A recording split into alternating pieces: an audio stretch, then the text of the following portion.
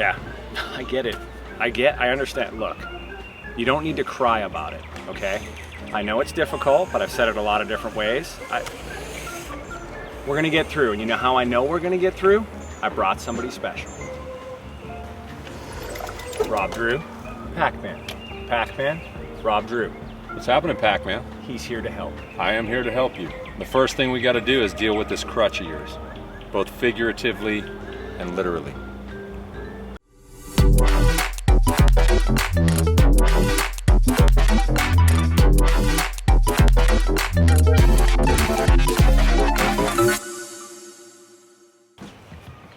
All right, crew. Very excited because I have this guy next to me, the big bro, back in town, came in to do some ride series MTB skills clinics. Yes. And one of the things that people are very excited about at a ride series MTB skills clinic is jumping.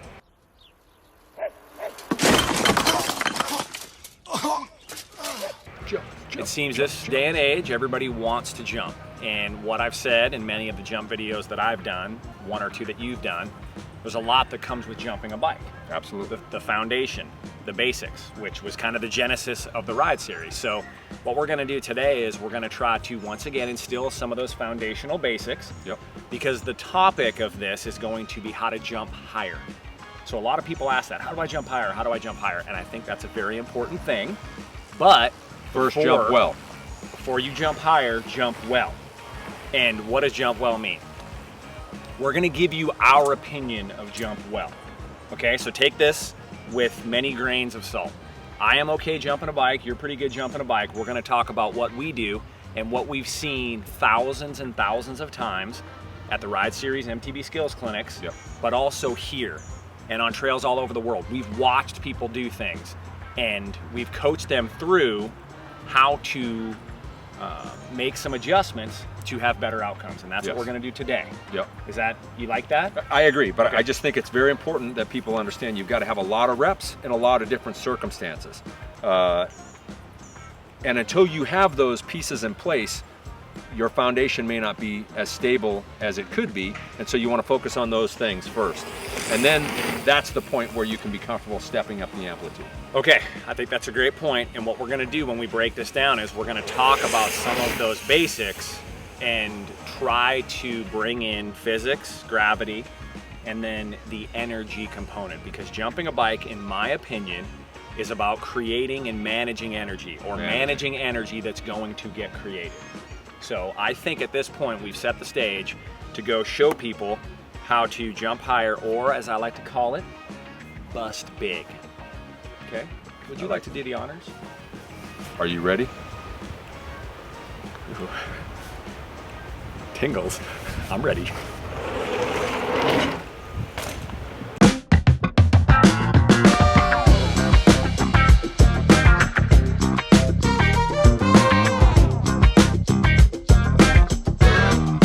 Okay, we're gonna break this down.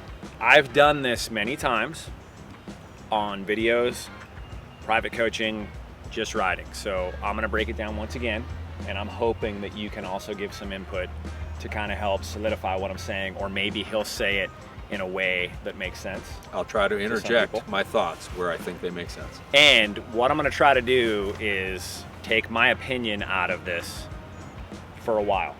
So the first thing is, let's go with physics. An object in motion wants to stay in motion. You're an object in motion. So you're an object in motion coming into this right here. So this right here, this takeoff, wants to induce a certain amount of lift.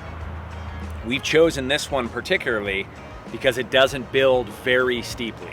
Now, if it builds very steeply and it's short, then what happens is your window to deal with that energy closes. So think about this. I have a certain amount of time to deal with this energy that's being created by my bike, by my mass, traveling in at a certain speed. You still? I'm with good. you. Okay, so the faster I go, the shorter that window is. Fact, right? Not my opinion.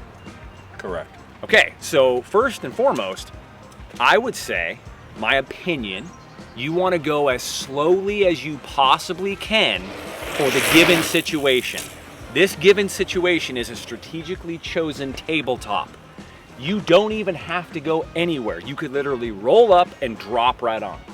I would suggest doing that because, again, you're managing the energy that's being created here. If you're a low time rider, you don't have much experience managing that energy. Can I interject something? Please.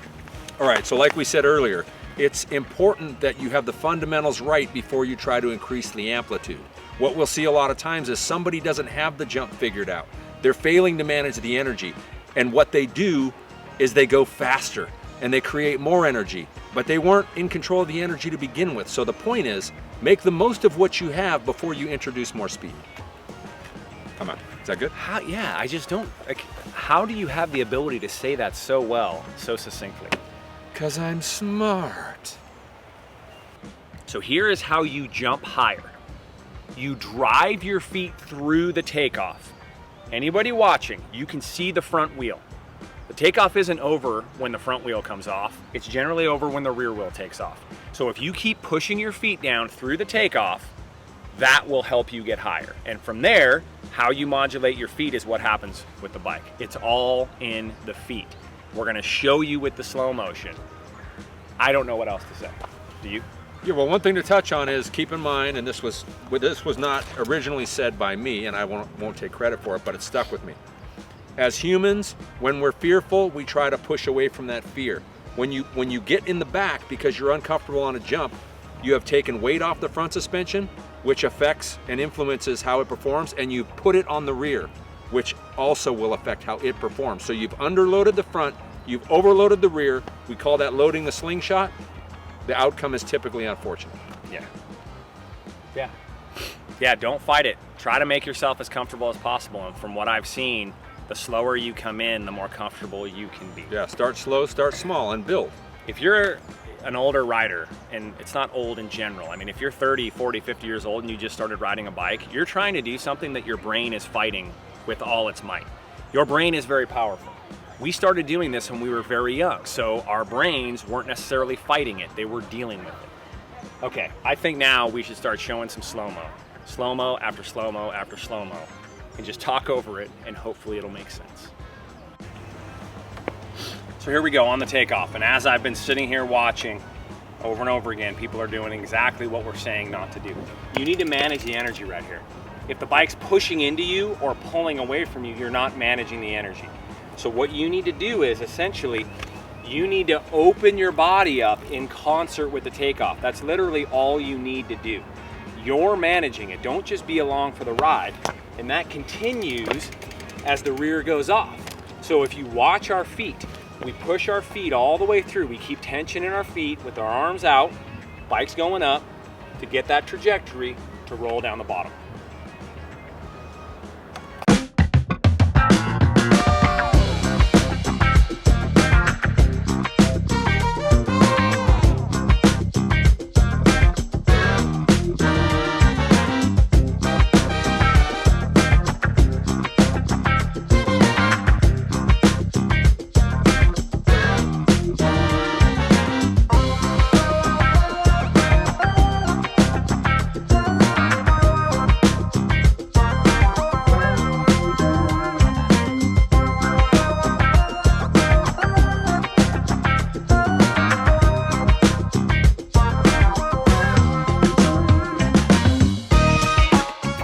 Okay, time to wrap it up. Now, you were up there and somebody said, I said something that stuck. What was it? He said, Rich mentioned in one of his jump videos, it's like jumping on a trampoline. If you can resist the elasticity of the trampoline, you can gain more altitude. If you don't, you won't bounce. You won't recoil. What else is it like? What's another It's like example? dribbling a basketball. That's what I like to say in the clinics. If you want the basketball to bounce higher, you push it down harder.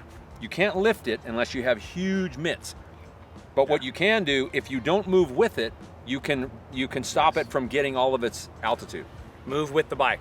Yeah. Move with the bike. So come Create in as the energy slow, and then go with it. come in as slow as possible and slowly build up. The slower you come, the more comfortable it'll be for you. That's it. I We agree. can't say anything else than we've already said. So check out the Ride Series MTBskills.com. Follow us behind the scenes at the Rob Drew, at the Rich Drew on Instagram. Yep. And leave some comments. Let us know what you thought. Ask us some questions. And yeah, I think that's it. If you want to come here and ride with us in Bentonville, shoot us a message, the Ride Series MTB We want to ride with you. Want to ride with you, and yeah, dude, that's it. It's time to end this and go get an Onyx shake. Onyx for me. Last time out, ready? I was cheated out of my Let's do it Onyx together, shake. a cappella.